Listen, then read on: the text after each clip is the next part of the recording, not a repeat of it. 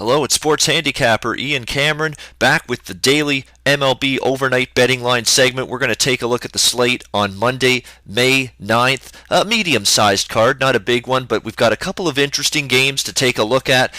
Games that may be offering some betting opportunities for us here on the Monday, May 9th baseball card. So let's start by taking a look at the New York Mets taking on the Los Angeles Dodgers on Monday night. Interesting playoff rematch from last year in the National League Division Series. And as far as I'm concerned here, in this series, we've got one bet on pitcher, we've got one bet against pitcher. Both are lefties.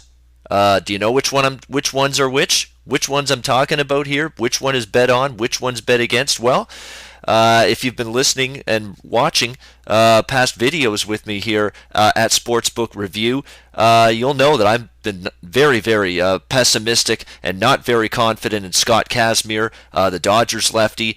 He'll be the starting pitcher in this game. He's just been a very hittable pitcher. I mean, it's a guy that's battled back from injuries.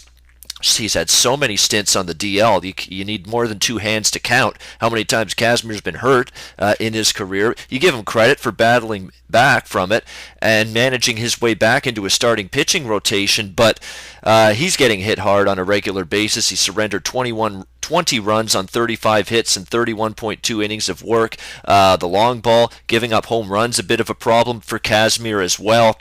He has allowed 7 home runs this season, and Kazmir, to me, just not getting the job done for the most part for this LA Dodgers rotation. And on the flip side, you got Steven Matz for the New York Mets. And yeah, at the early part of the season, there were some tough times for him, but he has been absolutely brilliant over his last 3 starts. A .90 ERA. He's allowed just 2 runs in his last 20 innings of work, 20 strikeouts, just 3 walks.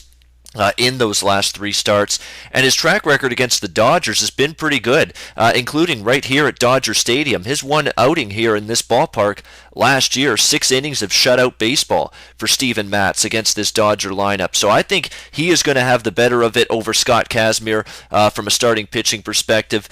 And I do want to talk as well about the spot here, because you know, when we talk about bad and good spots, usually we talk more basketball, football, hockey. Those are the sports where you really focus on bad scheduling spots, bad travel spots, and looking to take advantage of situations like that in those sports. Not so much baseball, because to me, still baseball, pitching is important. The most important thing, you know, lineups, current form, bullpens, all of those things, they're more important than the scheduling spot and the travel spot. But it is still worth noting that for the LA Dodgers, they played 2 series on the East Coast the past week in Tampa Bay and then over the weekend in Toronto. And now you've all of a sudden got to fly all the way back to LA, play Monday without a day off. While the New York Mets were out in San Diego this weekend, they have a nice short flight from San Diego to Los Angeles for this series. Much easier travel. Could leave the Mets as maybe the fresher team here in this series opener. Just a little bit more, you know, mentally and physically tuned in than maybe the LA Dodgers will be after traveling from Toronto and not having a day off before this series begins. So that's another little edge that the New York Mets might have here. The Mets are currently a short road favorite in this game, and I like the New York Mets to pick up the win here. I'll recommend laying the small price with the Mets here to pick up the victory. Another game that interests me Monday night, we got the Toronto Blue Jays taking on the San Francisco Giants. You talk about 2 teams that don't face each other very often. We got a very interesting interleague game here between the Jays and Giants on Monday night. And you know what? It's Jake Peavy on the mound. And as soon as I saw that name, see my eyes right there? Yeah, exactly. They started lighting up because Jake Peavy's been just an absolute disaster area. I've been repeatedly betting against him from a side perspective, betting the other team from a totals perspective. I bet the over, I think, in the majority of Jake Peavy's starts this season, and I'll probably look to do the same here. I mean, Jake Peavy is an aging veteran pitcher that has no answers right now. None. Zero.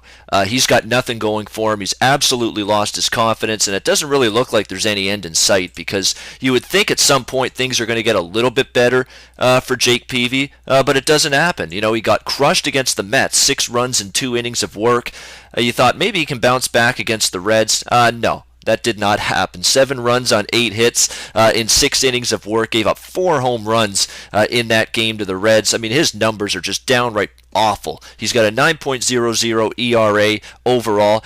29 runs allowed in 29 innings of work. He has given up a run per inning on average this season, Jake Peavy. That is horrific. That is horrendous. That is just absolutely awful, and it's just not going to get the job done. 47 hits as well allowed by Peavy in those 29 innings, so he's just been absolutely been teed off on by opposing hitters. Opposing hitters are taking whacks at his pitches like a little kid takes a whack at a piñata. I mean, they're just destroying it, and really he's got no answer at all at the moment, and I don't know if it's what's going to change. I mean, Bruce Bochy giving him another start. He's given him a long leash, giving him the respect that a veteran pitcher has probably earned, because Jake Peavy has been in the majors now for a very long time, but at some point I think the plug is going to get pulled on Jake Peavy if his struggles continue. And even though the Toronto Blue Jays lineup, they've underachieved to a certain degree so far in 2016, it's still the Toronto Blue Jays lineup. It's still a power-laden lineup, and it's still one that from a matchup standpoint could be a disaster for Jake Peavy. With those power bats of Jose Bautista, Edwin Encarnacion, Josh Donaldson, I mean, guys like that on this Jays lineup. Kevin Pillar's hitting very well lately. This could be a very, very long and rough night against a lineup that if they're on their game, and we know when the Jays lineup is on, they can put up a crooked number. It could be ugly and get real ugly in a hurry here for Jake Peavy. On the flip side, we're going to have Aaron Sanchez on the mound for the Toronto Blue Jays, and really he's had one rough go of it this season, a bad start against Oakland, but other than that, he's been just as strong as he was in spring training, which is the performance that earned him a spot on this Blue Jays rotation. Sanchez has allowed 3 runs or less in 5 of his 6 starts. He's been even better on the road with a .86 ERA, just 2 runs allowed in 21 innings pitched for Aaron Sanchez on the highway this season. So he's been getting it done. He's been a road warrior on the mound for the Jays, pitching well away from the Rogers Center. I really like the San Francisco lineup. They're much improved. They have much more pop, much more balance. 1 through 9, they give you quality at bats in this San Francisco lineup. But, they don't have any familiarity with Aaron Sanchez. They'll be facing him for the first time here. Sanchez in good form. Still would have to give Sanchez a significant starting pitching edge here over Jake Peavy, who has just been nothing short of woeful in the early going. You know what? I'm gonna attack this game from a couple of different ways. I'm going to recommend Toronto as a short road favorite. You can get them in around the -120 range right now as a road favorite. I'm also going to play Toronto's team total over. There's no team totals posted yet. Of course, just the overnight lines have just been released. But once a wide variety of Vegas and offshore sports books post team total options, I'm going to be looking long and hard at playing the Blue Jays over their team total in this game. And I'm also going to bet the game over the total. The total of this game sitting at 8 pretty much across the board.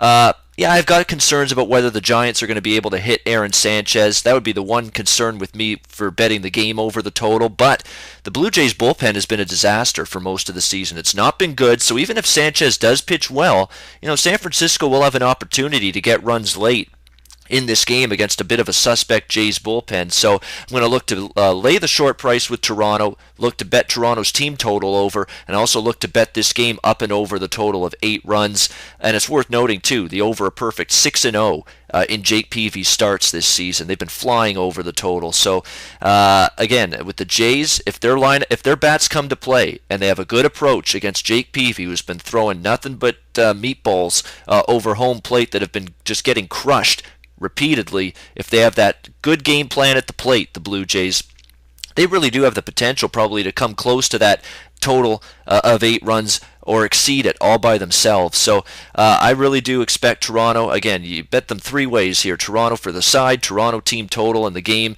to go over. Makes a lot of sense to me. As for the other games taking place Monday, May 9th, quick hitter style, I see our friend Willie Peralta's back on the mound for the Milwaukee Brewers on Monday night in Miami. Peralta's a bet against guy for me. Start in, start out. He's been brutal. Miami, you don't want to lay that price, obviously, but Jose Fernandez, the better of the 2 arms there. Maybe you look Miami team total over. Maybe you look at Miami run line as well in that game against Milwaukee. Let's see what else we got. Oakland against Boston. Sonny Gray taking on Clay Buchholz. Clay Buchholz, to me, better in his last start against the White Sox. It was a loser for me. I liked Chicago in that game, the White Sox, but Buchholz did pitch better. I'm not sold, though, that he's back. And one thing I've become accustomed to with Clay Buchholz, he gives you one good start. Likely a bad one is right around the corner. So I'm not trusting him as a favorite there of about minus 130 against Oakland and Sonny Gray, who continues to just quietly go about his business and pitch at a solid, consistent level, the ace of this Athletics rotation. There might be value on Oakland there as an underdog in that game, plus 120, plus 124. Underdog the Athletics in that game. Again, just not trusting Clay Buchholz that he is going to be able to deliver back-to-back good starts, especially when he's being asked to lay a price as a favorite. So Oakland might have some value there in that one as well. And maybe some runs scored in the White Sox-Texas game on Monday night. Miguel Gonzalez was awful in his first spot start for the White Sox against Toronto. I don't know what, I don't see Texas, especially in Arlington, that ballpark, being any better of a fit for him. So Texas might be able to score some runs there. Colby Lewis, to me, is another guy that's very erratic, very difficult to trust, very inconsistent, and very hittable. And I think the White Sox might be able to score some runs there. So we might see a bit of a slugfest there, White Sox and the Texas Rangers on Monday night.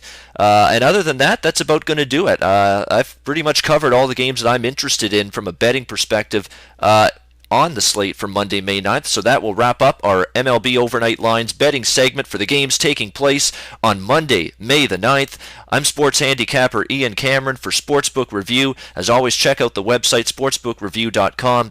They've got more betting articles, more videos, more great winning betting information available to you than you can shake a stick at. So sportsbookreview.com. If you don't have that site bookmarked, I don't know what you're doing right now, to be honest with you. So that'll do it for me. I'm Ian Cameron for Sportsbook Review. We'll talk to you next time. Enjoy the games and good luck.